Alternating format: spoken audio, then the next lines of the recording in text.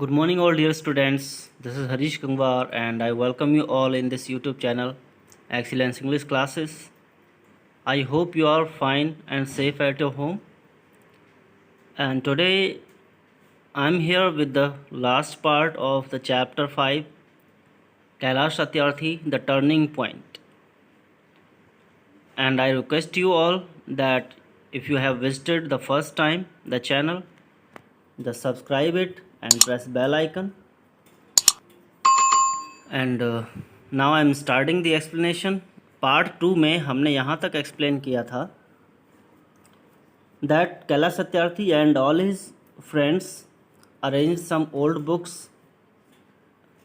And used books from some children and their parents, and with the help of the books he became successful in establishing book banks. Okay, तो यहाँ से हम अब explain करेंगे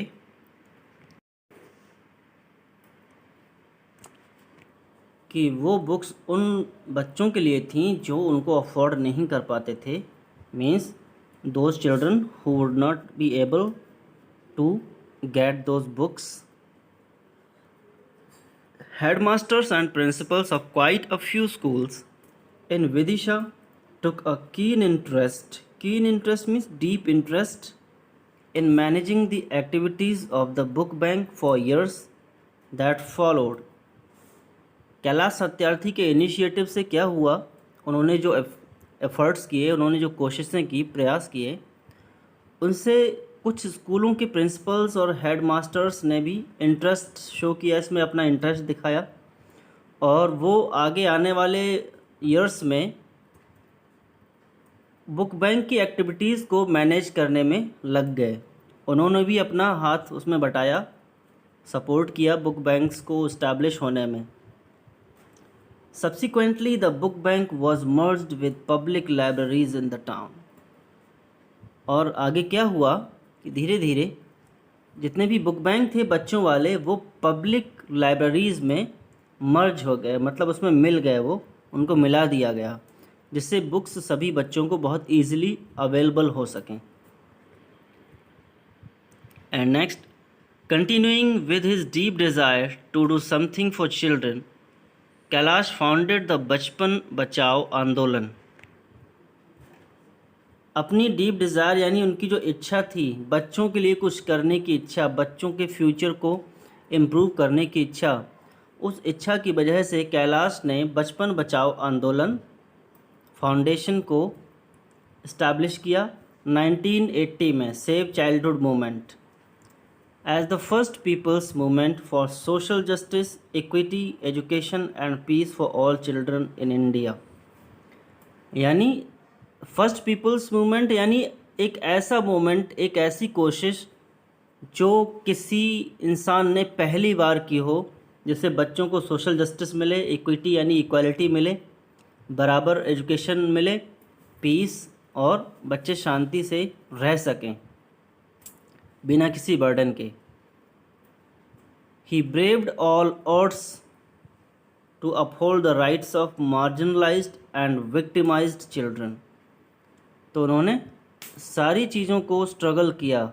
ब्रेव्ड all odds यानी सबका सामना किया, राइट्स को अपहोल्ड करने के लिए यानी उनके राइट्स को बचाने के लिए. Marginalised means those who had not enough facilities, जो मेन स्ट्रीम से यानी एजुकेशन से थोड़ा डाइवर्ट हुए थे, अलग थे.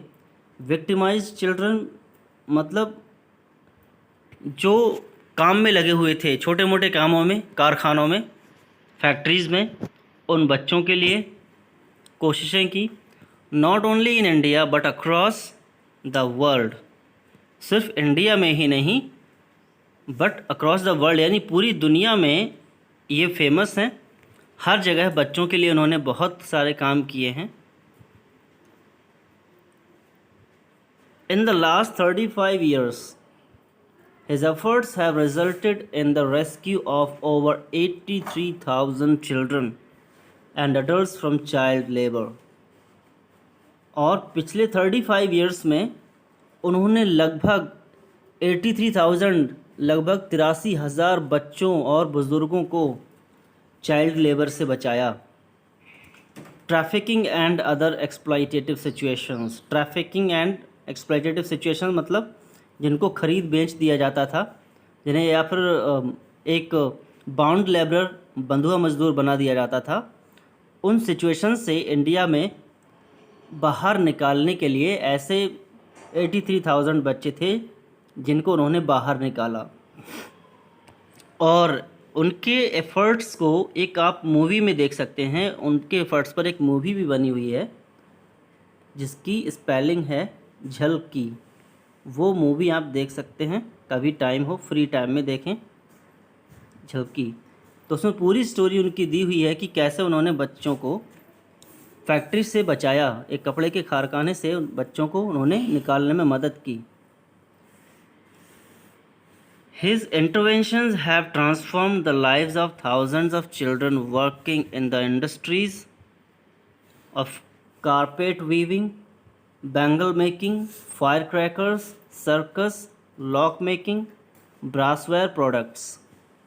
मतलब इतनी सारी फैक्ट्रीज़, यहाँ कारपेट की बुनाई होती थी, कारपेट, दड़ी, चादर, बैंगल, चूड़ियाँ बनाने के कारखाने, फायर क्रैकर्स, पटाखे जहाँ बनते हैं उस फैक्ट्री में, सर्कस में ताला बनाने वाली फैक्ट्रियाँ, पीतल के बर्तन बनाने वाले सामान, एग्रीकल्चर मतलब खेती में लगे हुए बच्चे, साड़ी एम्ब्रॉयडरी, साड़ी की कढ़ाई वगैरह उसमें लगे हुए बच्चे, स्टोन क्वारीज मतलब जितने भी प्रीशियस स्टोन्स होते हैं उनकी चिसले में, शेपिंग में, मतलब उनको शाइन करने में, and brick kilns besides domestic child servitude across the world.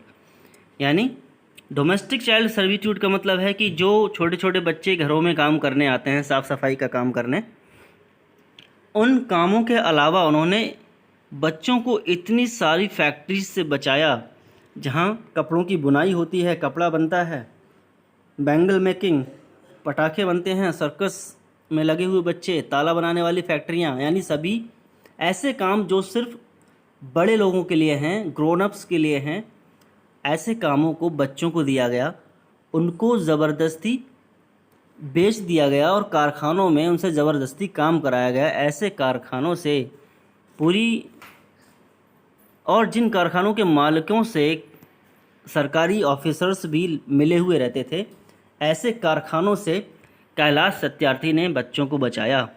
तो आप समझ गए होंगे कि कैलाश सत्यार्थी कितनी बड़ी पर्सनालिटी हैं और कितने ग्रेट पर्सनालिटी हैं। तो उनके बारे में कमेंट में ज़रूर बताइएगा कि कैलाश सत्यार्थी आपको कैसे लगे, उनकी स्टोरी कैसे लगी। और मैंने आपको बता दिया है झलकी मूवी, कभी टाइम मिले तो देखना, बहुत अच्छी मूवी है। बच्चों को उन्होंने कैसे बचाया सब कुछ उसमें दिखाया गया है। तो लास्ट में वीडियो मैं यही कहना चाहूँगा कि वीडियो आपको अच्छी लगी तो लाइक ज़रूर करें, कमेंट भी करें और अपने दूसरे फ्रेंड्स के साथ, रिलेटिव्स के साथ शेयर करें। Thanks for watching this video. Have a wonderful day.